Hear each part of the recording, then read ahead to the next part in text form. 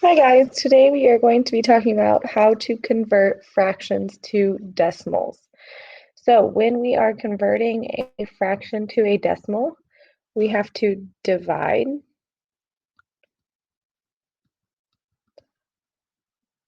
And what we're going to divide is we are going to divide the numerator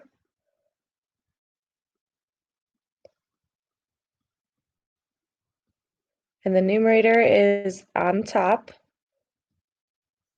so it's the number on top of our fraction, by the denominator.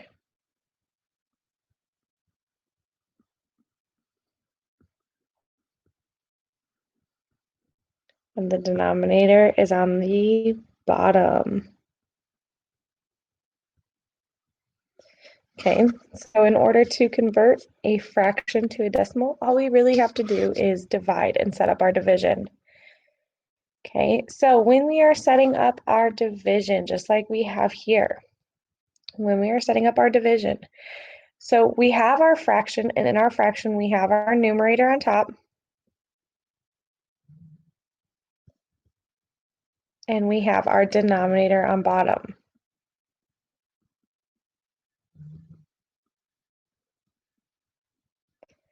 Okay, but when we're setting up division, it's kind of weird to think of it as a fraction. So what we use is we use our house, just like this. So in that house, the numerator is always going to go on the inside, and the denominator is going to go on the outside.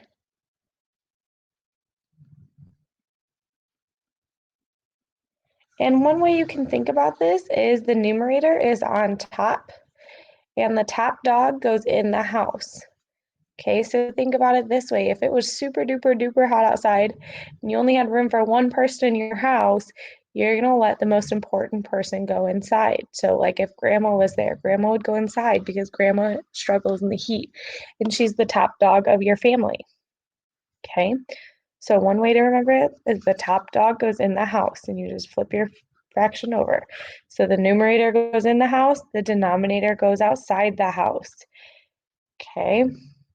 It's also important to know that when we do this, we need to add a decimal and a zero. So when we put our numbers in our house, we're going to add a decimal point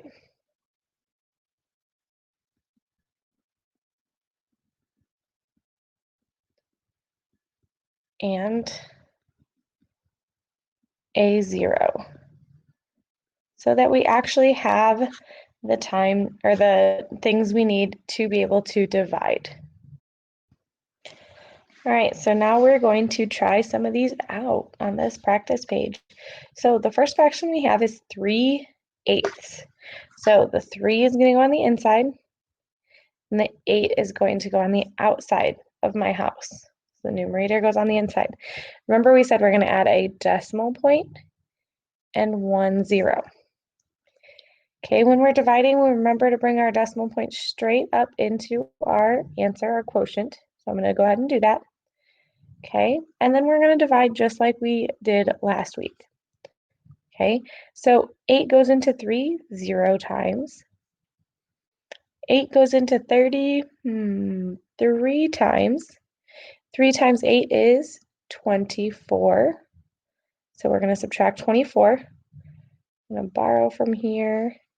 We have 6 left over. We can't have remainders when we're dividing because we want to know the exact decimal.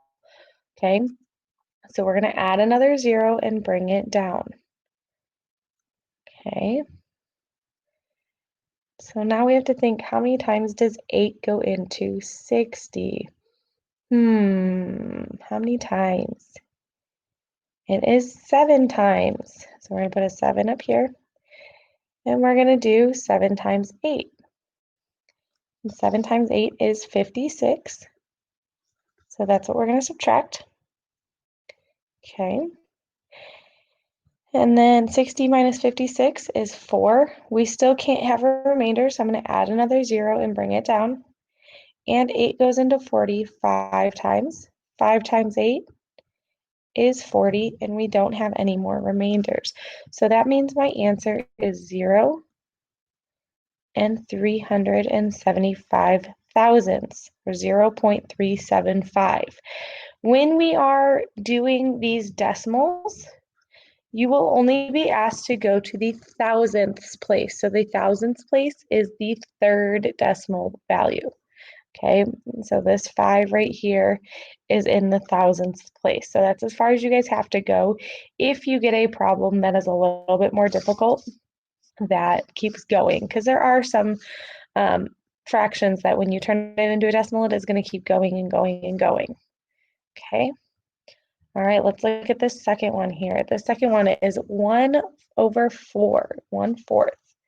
Okay, so we're going to put the numerator 1 inside the house with our decimal and our 0. So we're going to put 1.0 inside the house, and we're going to put our 4 outside the house. Okay, remember with dividing, our decimal goes straight up into the answer. Okay, 4 goes into 1 0 times, so I'm going to put my 0 there. 4 goes into 10 2 times, and 2 times 4 is 8. 10 minus 8 is 2. We can't have a remainder, so we need to add a 0 and bring it down. 4 goes into 25 times, and 5 times 4 is 20. And that leaves us with no remainder.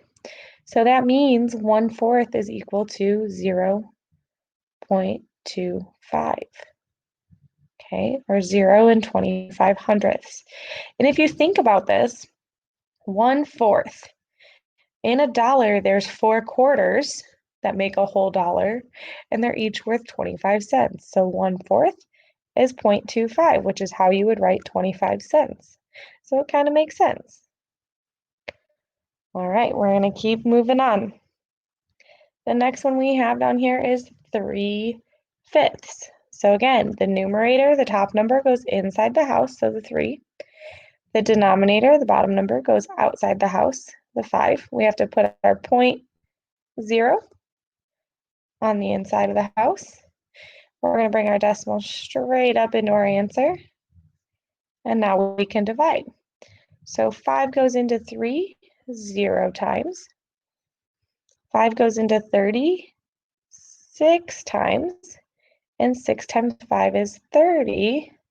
So we have no remainder. So that means our answer, 3/5, is equal to 6/10, or 0.6.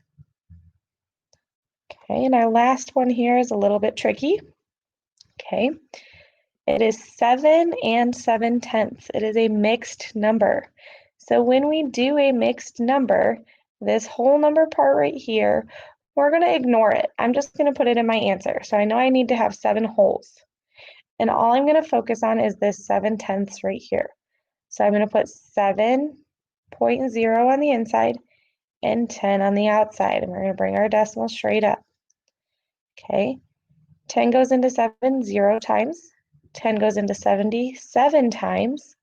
7 times 10 is 70. And we're left with 0. So that means that 7/10 is the same thing as 0.7, which is also 7/10.